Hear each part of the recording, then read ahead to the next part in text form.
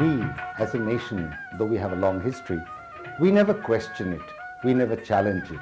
Therefore, our responses to it is predictable. This film is different because it began from a challenge that came from my friend Lee, who is an American and who questions everything. She is also extremely knowledgeable about folk arts and has gone to almost unbelievable corners of the planet looking for it. Just because it's folk art doesn't mean it's the real thing. Folk art can be fake, you know. What do you mean by fake?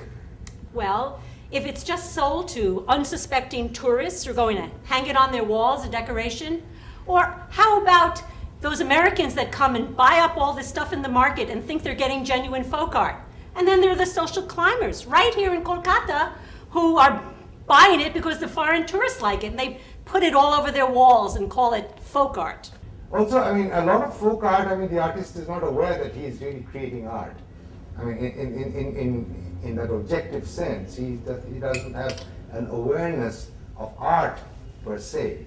He does it because it's an act. That's in a right. sense of living.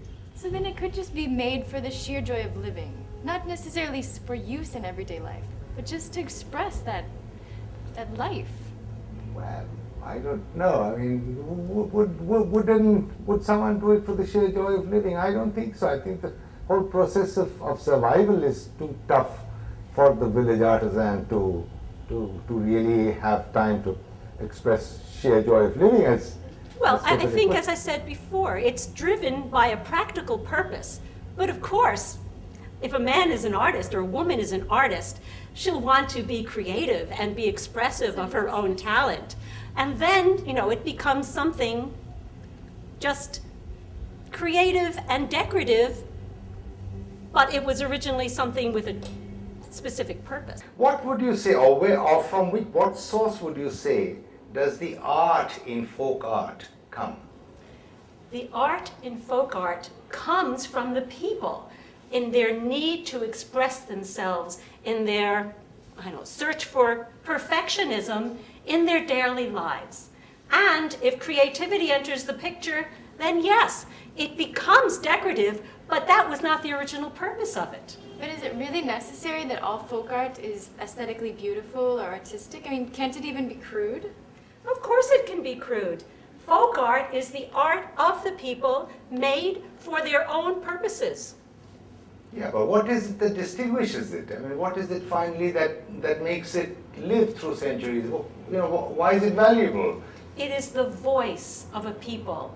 It is in the palm of your hands, whether I pick up something from China, Peru, wherever it is. It's the voice of the people speaking to me in the object that I have, which is telling me a story about their culture. Okay, so how do you know that that is the right voice? So you have to go there, you have to see the artisans in their natural habitat, watch them making these things. Then you know it's genuine. Okay, so come along. I'm going to do a recce for my film in Bishnupur and Bankura. You're welcome to come and join me. My friend, I would love to go with you, but unfortunately it's time for me to start globetrotting again. But maybe next time? Could I possibly go along? Sure, but I'm afraid you may not find the luxuries that you may be used to. That's not necessary. We Americans can tough it out when we need to. Especially when we're not tourists. I'm sure. A filmmaker in search of his subject and a foreign scholar studying ethos join on a journey of discovery of the crafts of Bishnupur and Bankura. They find rural artisans who continue to work metals in their unique Dokra style. The same continuance of tradition survives in the work of the terracotta artisans. They lead to the discovery of other unique cultural expressions of the region's Mallah kings, both in the terracotta temples of Bishnupur and in Bengal's only Hindustani classical music tradition, in the Drupad of the Bishnupur Gharana. বেশিরভাগ ঐতিহাসিক যে কথা মনে করেন তা হলো যে তানসেন বংশীয় একজন গায়ক ওস্তাদ বাহাদুর খাঁ তিনি বিষ্ণুপুরে এসেছিলেন। বিষ্ণুপুরের রাজা তার গান শুনে প্রীত হয়ে মুগ্ধ হয়ে তাকে রাজদরবারের গায়ক হিসেবে নিযুক্ত করেন এবং তারই মাধ্যমে বিষ্ণুপুরে ধ্রুপদের প্রবর্তন, প্রচলন এবং বিকাশ ঘটে। এই যে ধ্রুপদ গানের চর্চা ক্রমেই লোপ পেয়ে যাচ্ছে, এর ফলে সবচেয়ে যেটা ক্ষতি হচ্ছে সে ক্ষতি হলো যে গানগুলো, বন্দিশগুলো, যে সমস্ত কম্পোজিশনস, সেই তানসেনের আমল থেকে, তানসেনের গান থেকে আরম্ভ করে বহু বড় বড় সমস্ত গায়কদের যে রচনা, সে সুন্দর যা কম্পোজিশন, রচনাগুলি খুবই মনোগ্রাহী। তা রবীন্দ্রনাথ এতটা আকৃষ্ট হতেন না, সেই সমস্ত ধ্রুপদের অনুসরণে উনি বাংলা গান তৈরি করেছিলেন। আজি বহিছে বসন্ত পবন সুমন্দ, তোমারি সুগন্ধ হে।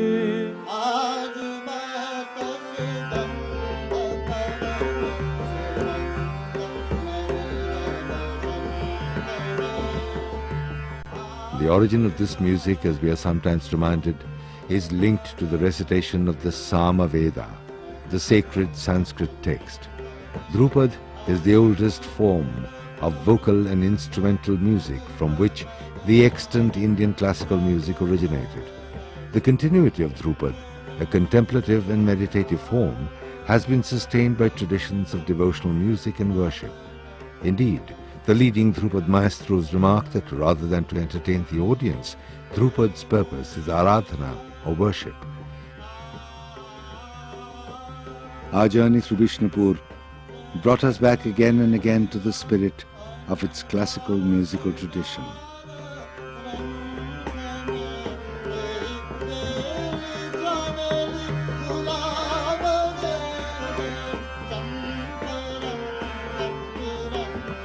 The rhythmic chanting of the Vedic scriptures evolved into the singing of the Chanda and Prabandha sometime in the first millennium.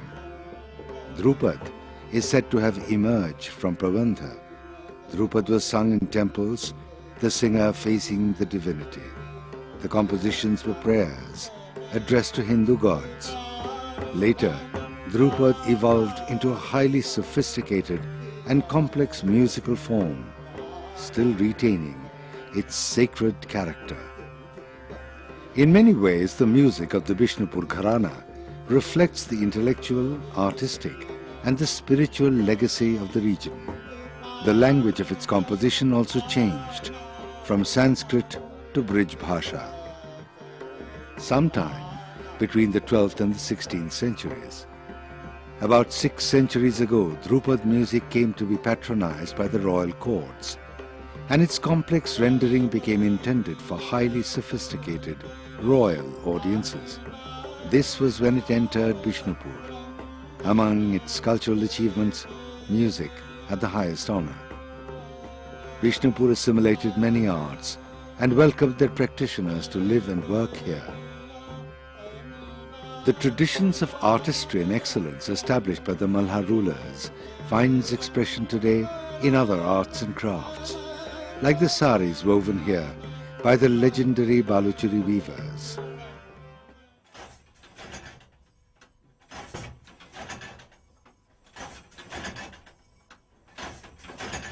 It's amazing how such intricate and exquisite saris can be made in such a small place. Yes, it is in fact quite incredible that under such almost primitive conditions, these people are able to produce things of such great beauty and things of such great aesthetics and perfection. Takes a lot of strength. Yes, and it's something that's been handed down through generations. The skill which has been threatened by history, but it has survived the ravages of time. Is it native to this area? No, in fact, most of them have been resettled here after partition, which was a major... From East Bengal? Yeah, from East Bengal. That was a time, that was perhaps one of the largest movements of people in the subcontinent, as you probably know. আর ভুল হলে আপনি কি করেন? ভুল হলে আমি ভুল খুব কমই হয়, আচ্ছা, তাহলে খুব ভালো। তার ভিতর ডিজাইন একটু ভুল হতে পারে, তো হাতের কাজ এমনিতেই তার ভিতরে একটু ভুল হলে আমাদের নিজেরই ঠিক করে নিতে হয় বাগিয়ে। Yeah.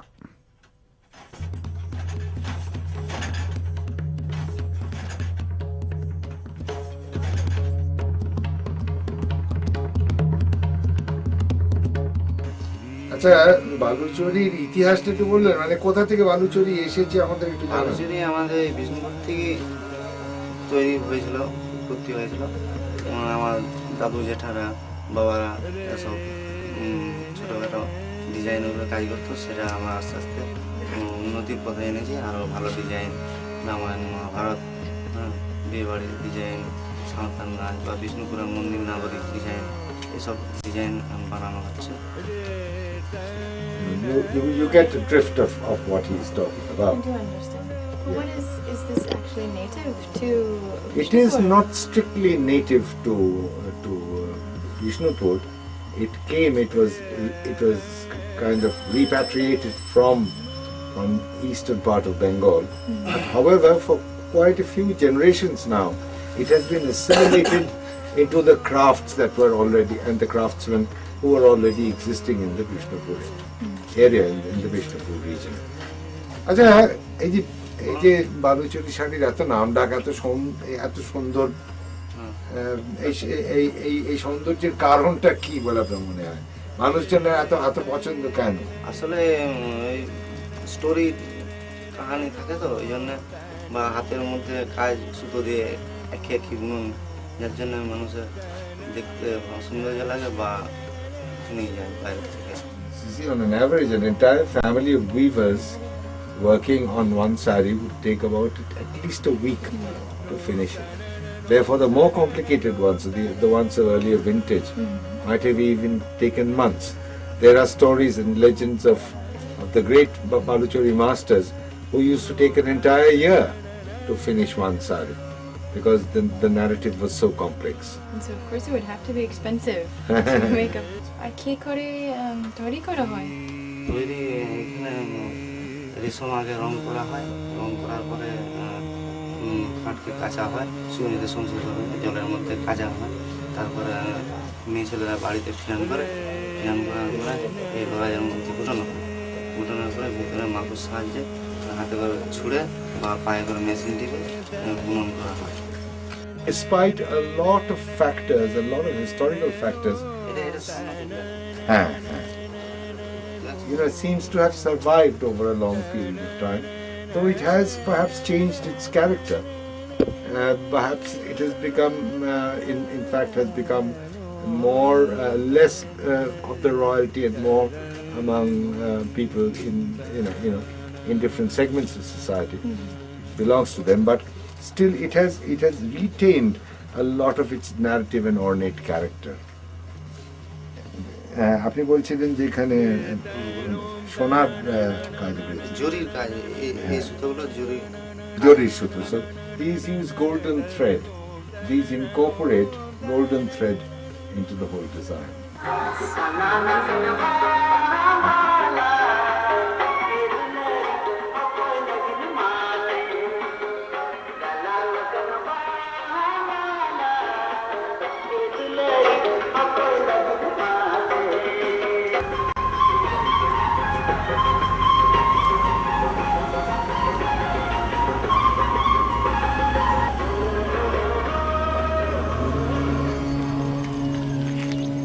Our first priority, of course, was to see the architectural and the artistic landmark of Bishnupur, the terracotta temples, which had been built between the 10th and the 18th centuries.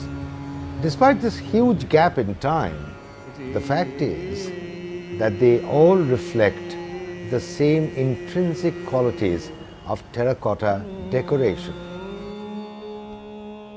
The interesting thing, of course, is that if you look at them carefully, you do find that they reflect a taste and a character that is specific to Bishnupur. Now, Bishnupur is not only famous as the abode of medieval temples, it also has a distinctive classical culture It was the seat of learning of Sanskrit during the Malla kings. Now, if you look at the content of the decorative panels that are on these temples, you will find that they all have narratives, have stories. And these stories have been taken from the Mahabharata, from Krishna Leela, and from other Puranic tales. In fact, I told Tiffany that it is interesting how these panels have survived across the ravages of time.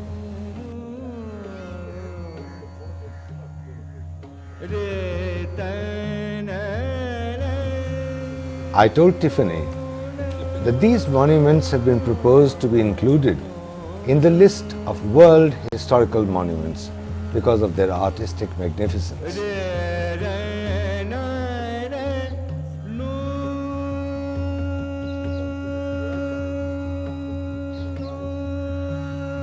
But Tiffany was as much interested in the decoration and the artistry as she was in the people who still continue to make these tiles.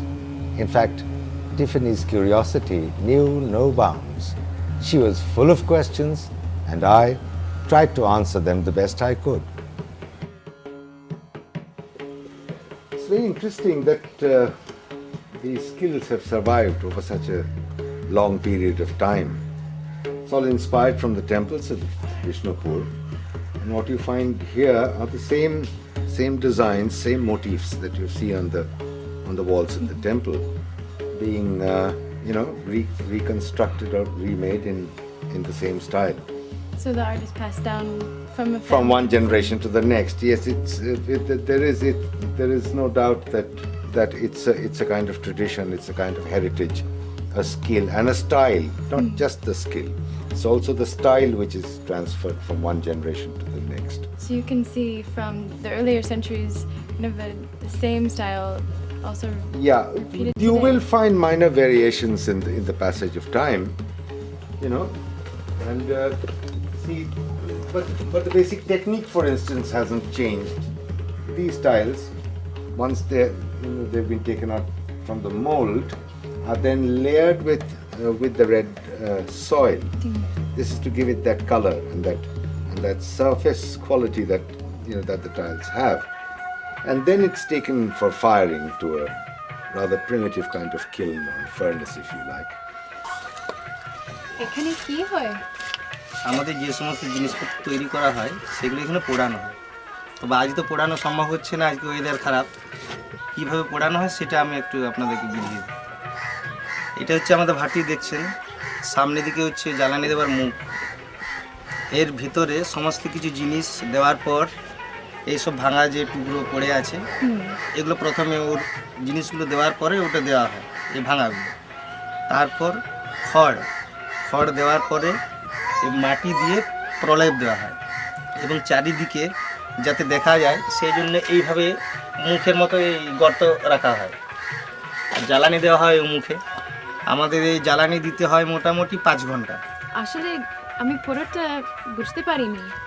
What are these used for? These are used as peepholes to look inside the fire.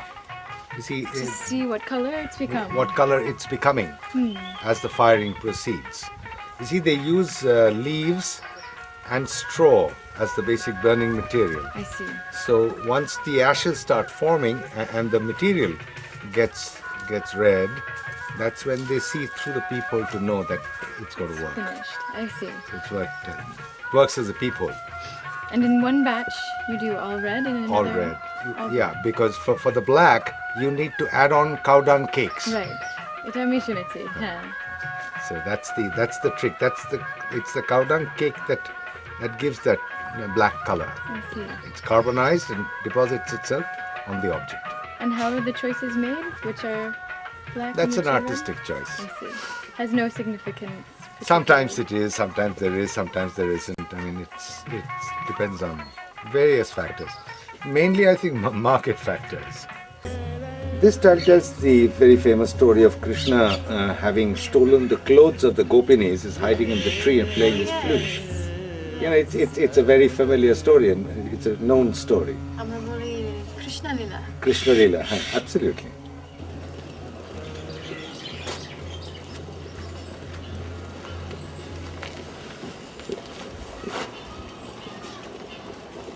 এটা কি হচ্ছে দাদা? এটা ঘোড়ার পা হচ্ছে, এটা কিছুটা শুকানোর পরে এটি জোড়া দেওয়া হবে, কালকে আবার এটা ফিনিশিং করা হবে, ফিনিশিংয়ের পর এটা তারপরে শুকানোর পরে উড়ানো হবে। হবেক মানে কি? Habek is the way Bengali is spoken in this part of Bengal. Every district has its own little differences in grammar. The Habek is the ko addition is a verbal declension. হবে মানে হবে। Habe is আচ্ছা। Habek. কঠিন শিখতে। কিসের তৈরি করা হয়? এটা আমাদের এঁটেল মাটি তৈরি হচ্ছে, এঁটেল মাটি। Etel mati is the soft alluvial soil from the paddy fields. That's the it's kind of soft and therefore malleable. It can take any shape and form.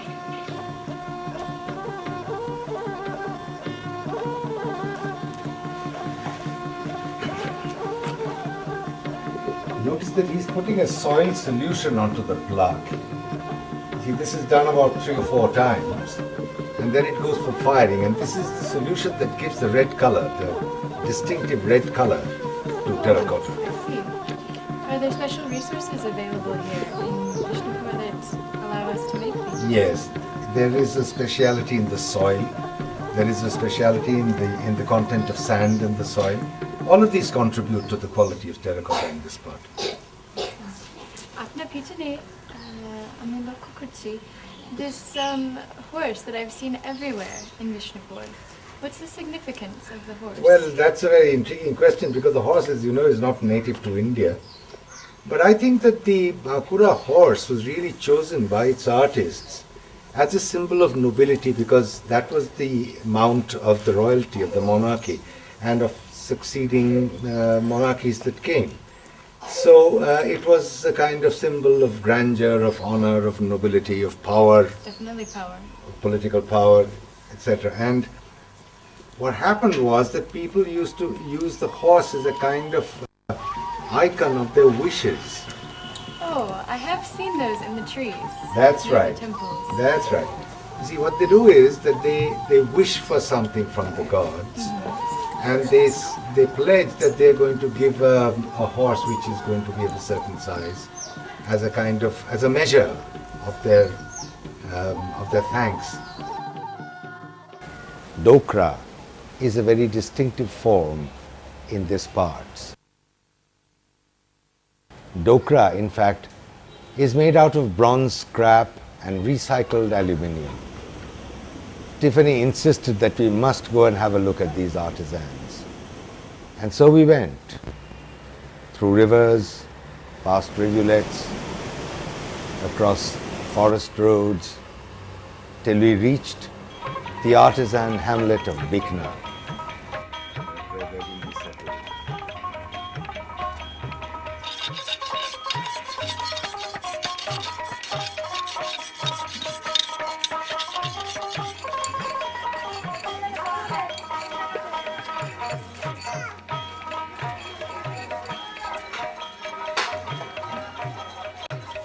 এটা কি দিয়ে বানাচ্ছেন? এটি মোম। আচ্ছা, এটি মোমের বানানো হচ্ছে একটা আদিবাসী ঠিকা। This is wax. It's been molded in wax. And এটা কিসের তৈরি করা হয়? এটি মোমের। The mold is made from a combination of the earth, of the earthen mold, and the wax inside. Now, when the metal is poured, the wax melts, and and the shape arrives. So that's the way in which it is done. Basically, a combination of the earthen mold and the wax. And what is the wax made of? So this is beeswax, or it can also be like this, for instance. See, this is the gum of the shal tree mixed with mustard oil. Please use this fuel. they use charcoal for setting in the whole thing. Because charcoal is the quickest and easiest heat to handle. But when they fire larger pieces, they use coal, for instance. See, here on the mold comes the shell lacquer kind of piece. এটা কি বানাচ্ছেন? এটা আদিবাসী শিকার। This is a tribal figure. They originally belonged to the Asura tribe, which has been a nomadic tribe and has been traveling throughout India and has in fact is scattered throughout the subcontinent, right from the north, south, east and west. This particular community of artisans have come to West Bengal and have been resettled here, but they're primarily originally a nomadic tribe. But the resettlement program is pretty new. And they are, and in every region, in order to satisfy local tastes and local markets, there has been slight adaptations of the style.